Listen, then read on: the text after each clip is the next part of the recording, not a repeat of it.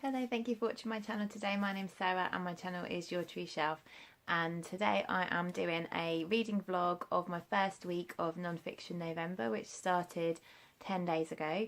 I am reading more than one book at once because I'm finding it easier doing it that way with the books that I have currently chosen. So the two books that I've been reading so far, which I'm hoping to finish really soon.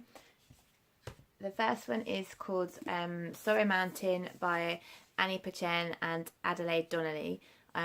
This book is about, it's about the invasion of Tibet by the Chinese, which I knew nothing about, and it's something that I'm quite ashamed that I didn't know anything about because it was awful, and I think it should be much more widely known about. So I found this book quite difficult so far, but I'm really determined to read about it because I think it's so important that we know about things like this and they don't just get lost to history. So Annie Patchen is a girl who's growing up in Tibet when it sounds like it's quite a traditional, spiritual, peaceful country.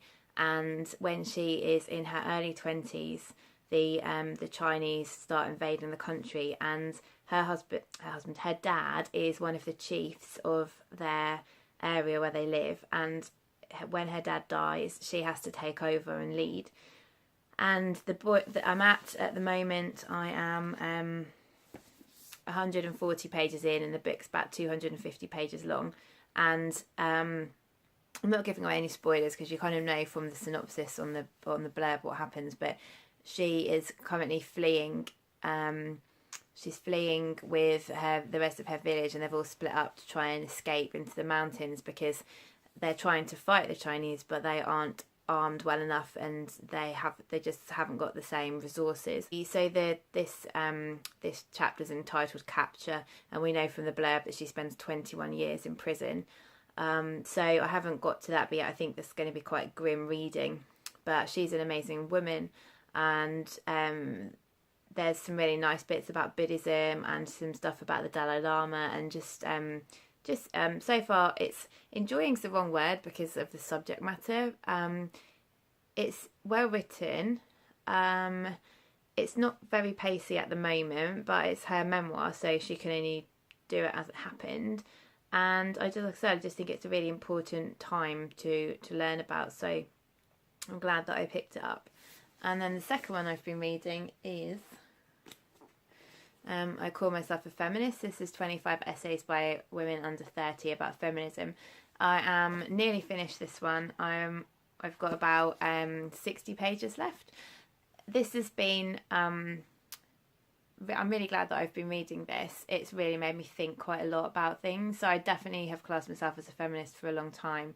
And before I classed myself as a feminist, I was one. I just didn't know that I was one because I didn't really know what it meant. And so some of the essays I've read and they've been good, but I haven't really learned anything new. The ones where I have sort of thought about things differently. So some of them are about trans women and about the extra struggles that they face, and they've been really interesting and insightful. And also there's been a couple on Muslim women, and one which has was really interesting was one about a woman who works in the field of engineering, which actually was really interesting. It makes you think a lot about how best to fight for feminism, how best to educate people about it, how to correct people's beliefs about it that are the typical feminists hate men, or those like silly beliefs that some people have.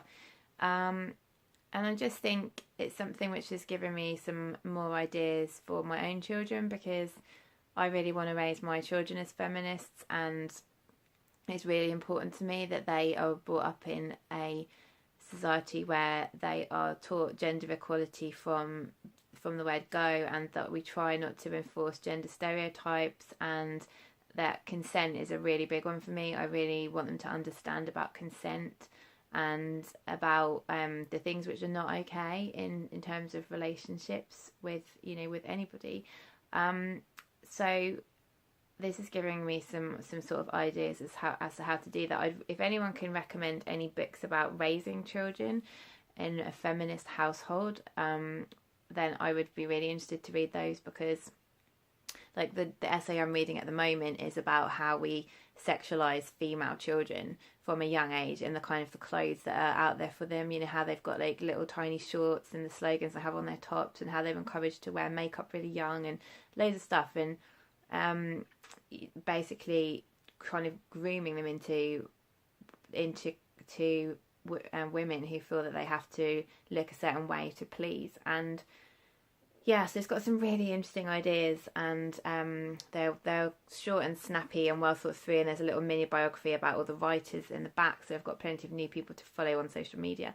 And yeah, so this has been really great so far. Like I say, not every single essay has made me be like, ooh, but a lot of them have. In terms of which ones I'm going to read next of my pile, difficult to guess, but I might need something a bit more humorous, so I may go for the Mark Thomas one, the Belching Out the Devil one about Coca-Cola, and I'm definitely going to be reading Adam Kay's This Is Gonna Hurt Somebody, reading that with Simon from Savage Reads. So we'll see how we get on. So I'm going to finish these ones hopefully this weekend, and then I can hopefully read a couple more next week. Yeah, so that's how I've got on so far. Let me know how your non-fiction November is going, and I will speak to you next week with another update. Okay, bye.